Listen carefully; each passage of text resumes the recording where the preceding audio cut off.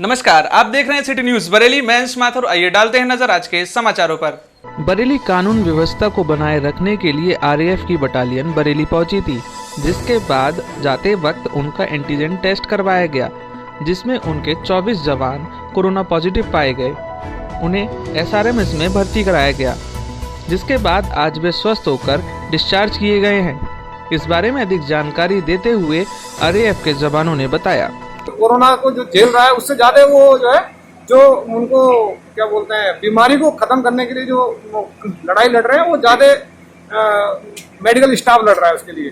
आज वो सभी जो है हमारे लिए तो वो सम्माननीय है और हम लोग उनको जो है बहुत बहुत शुक्रगुजार हैं उनके। हमारी सभी की तरफ से उनको बहुत बहुत शुभकामनाएं हैं और वो जो है आने वाले भविष्य में और अच्छी सेवा दे सकें और उनके परिवार वाले स्वस्थ रहें।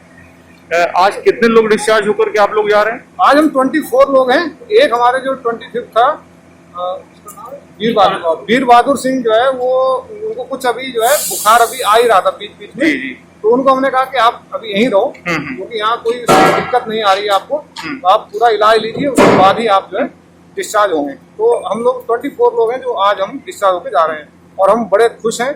और कोई अभी तक 6-7 दिन लगभग हो गया, हमें कोई बुखार भी नहीं आया और फिर भी हमें जो ट्रीटमेंट दिया गया उससे हम बहुत संतुष्ट हैं। यहाँ सर सुबह से शाम तक जो खाना मिला, नाश्ता मिला, डिनर वगैरह सब उसमें क्या मतलब क्या ठीक ठाक था? क्या किस क्वालिटी पे रखेंगे आप उसको? हम मतलब बेस्ट कह सकता हूँ मैं, क्योंकि हमारा भी मैस है, अपना मैस रहता है और खाना हम लोग जो है अपना आप बनाते हैं और तो मतलब उसको सेम कैटेगरी जो हम एक उत्तम दर्जा का खाना खाते हैं वही फैसिलिटी यहाँ पे दी जा रही थी। नाश्ते में भी दूध भी चाय भी आपको, साथ में वो क्या था तुलसी का पानी नहीं तुलसी वाला पानी वो सुबह दिया जाता था।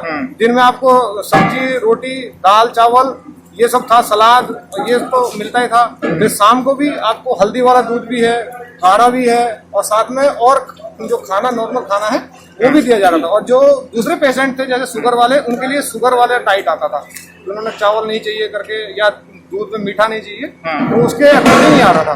टाइम से सारी चीजें मिली? बिल्कुल सारा टाइम से हुआ। साफ सफाई जब भी उनको उसमें भी थोड़ा सफाई ठीक नहीं है तो उसमें वो तुरंत आ जाते थे कि कहाँ आपको दिक्कत आ रही है। बरेली में रामगंगा नदी पर बने पुल पर ट्रक खराब होने से घंटों मीलों का जाम लग गया।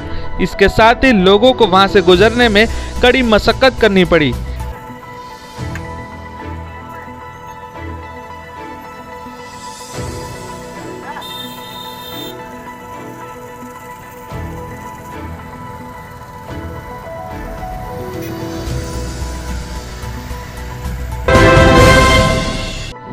अखिल भारतीय उत्तराखंड महासभा ने सैनिकों को श्रद्धांजलि दी। महासभा के पदाधिकारियों ने शनिवार को शहीद स्मारक पर इकट्ठे होकर स्वर्गीय हेमेंद्र सिंह बिष्ट की पुण्यतिथि पर श्रद्धांजलि अर्पित की है। प्रसाद ढिलियाल अखिल भारतीय उत्तराखंड महासभा का राष्ट्रीय सचिव हूँ और आज मेरे साथ हमारे अखिल भारतीय उत्तराखंड महासभा बरेली इकाई के समस्त पदाधिकारी कार्यकर्ता बंधु यहाँ शामिल हुए हैं आज श्रद्धांजलि अर्पित करने के लिए।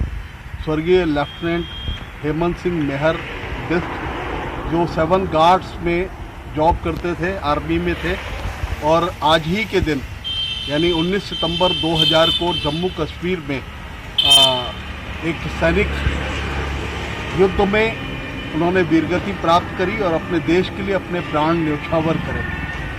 उनके पिता ने स्वर्गीय हेमंत सिंह बिष्ट को लेकर के जितने सपने उस युवा के लिए बुने थे वो सब के सब एकाएक टूट गए, सब धराशायी हो गए। कर्नल मेहर साहब जो उनके पिता थे हेमंत जी के, तत्कालीन स्थिति में वो यहीं बरेली में थे और तब उस समय में हम सभी लोगों ने, समस्त पर्वतीय जनों ने मिलकर के उस शोक की घड़ी में उनके साथ खड़े होकर के उनके दुख को बांटा था और आज हम फिर उसी दुख की पुनरावृत्ति जताने के लिए यहाँ पर सब जमा हुए हैं।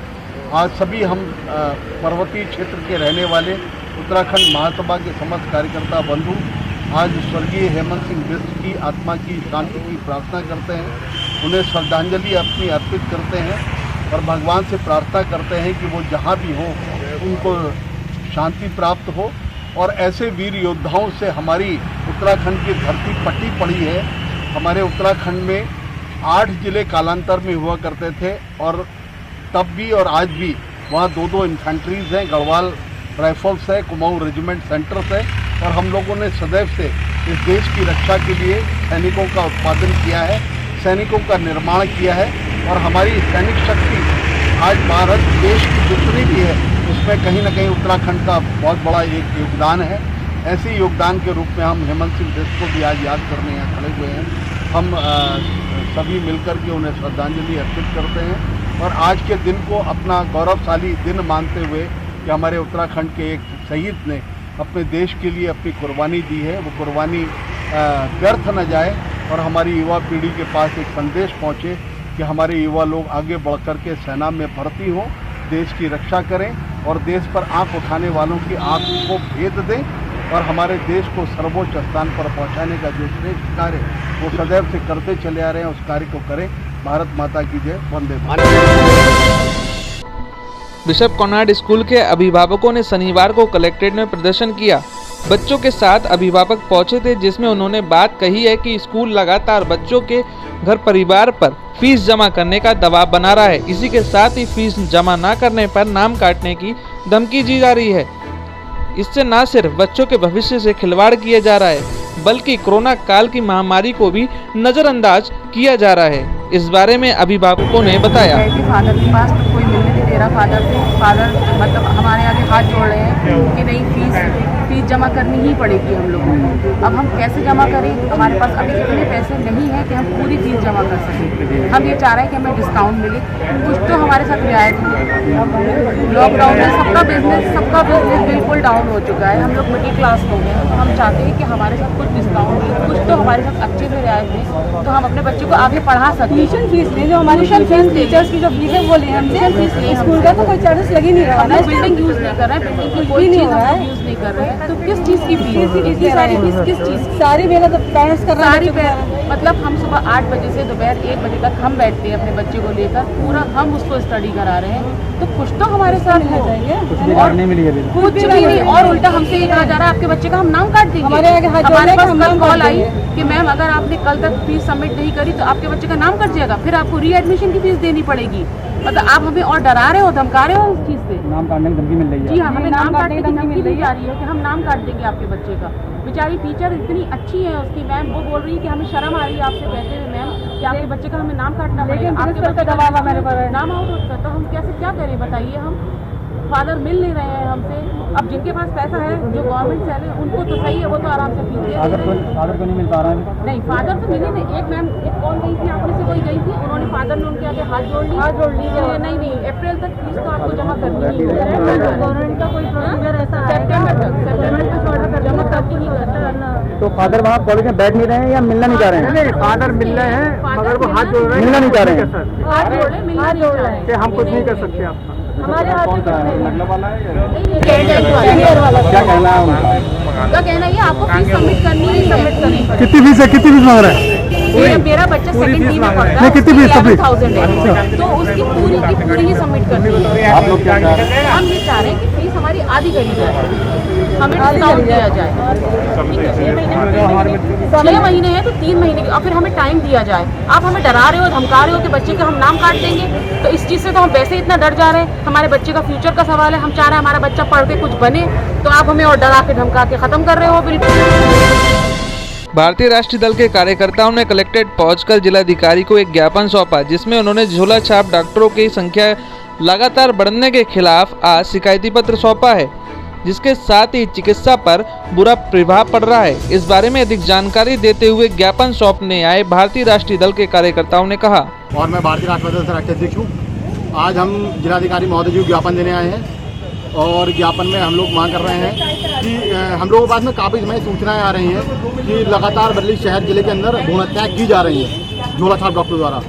अभी जल्दी में हमारा सूचना आई धनेटा फाटक के पास में बल्लिया में एक लेडी डॉक्टर है झोला छाप, जो लगातार भ्रूण हत्या कर रही है। और हम जिलाधिकारी से मांग करते हैं कि ऐसे झोला छाप डॉक्टरों ने क्लिनिक बंद कराए जाएँ और अपितु बरेली शहर के अंदर जो अस्पताल चल रहे हैं पैसों के लालच में, जो निरंतर जांच करके भ्रूण हत्या कर रहे हैं, उन हॉस्पिटलों को बंद कराए, सील किया जाए और इनके ऊपर 302 की धारा में कार्रवाई कर उन लोगों को जेल भेजा जाए। और अपितु अगर ऐसा नहीं होता है तो भारतीय राष्ट्रवादी दल अपने स्तर से ऐसे क्लिनिकों और हॉस्पिटलों पर छापे मार करके अपने स्तर से कार्रवाई करने को बाध्य होगा। जनकपुरी के पास बने तालाब में करंट फैलने से 3 भैंसों की मौत हो गई है। इसी के साथ ही 8 भैंस घायल हो गई हैं।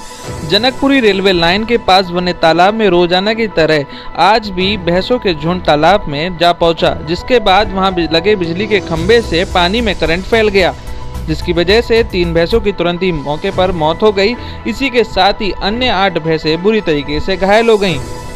इसके बारे में जैसे ही भैंसों के मालिक राजेश गुज्जर को पता चला है, उन्होंने इसकी लापरवाही बिजली विभाग पर देते हुए कहा, तालाब में पोल गिर गया, इसी पोल से लाइट से भैंस मरी है। खंबा गला हुआ, लापरवाही से बिजली विभाग के रोज डेली परमानेंट। अच्छा, आपकी कितने पैसे हैं? हमारी एक है, एक राजेश की है, एक कल्लू की है और कम 8 भैंसें करीब हैंगी वैसी घायल। कितने बजे का हादसा है? ये है कि 2-2:30 बजे का टाइम का। आपका क्या कहना है बिजली विभाग के बारे में? मेरा कहना तो ये है कि मान लो हमें इसका मुआवजा मिलना चाहिए। इनकी लापरवाही से ही भैंस मरी है। पोल अगर देखभाल अगर होती तो ये भैंस हमारी क्यों मरती? पोल लगा दिए यहाँ पे। गला हुआ। आप सरकार से क्या मांग करना चाहते हैं? मांग क्या, हमें हर्जाना मिले भैंसों का। हम छोटे छोटे गरीब आदमी, हमारे रेलवे क्रॉसिंग में ऐसे ही इधर उधर डेरा डारे घूम रहे हैं। आला हजरत मौलाना इल्मी साहब की मजार शरीफ बाकरगंज पर बारिश पाक के कुल की रस्म अदा की गई। फातह के बाद लंगर किया गया और अपने मुल्क हिंदुस्तान से कोरोना बीमारी के खात्मे के लिए खुसूसी दुआएं की गईं।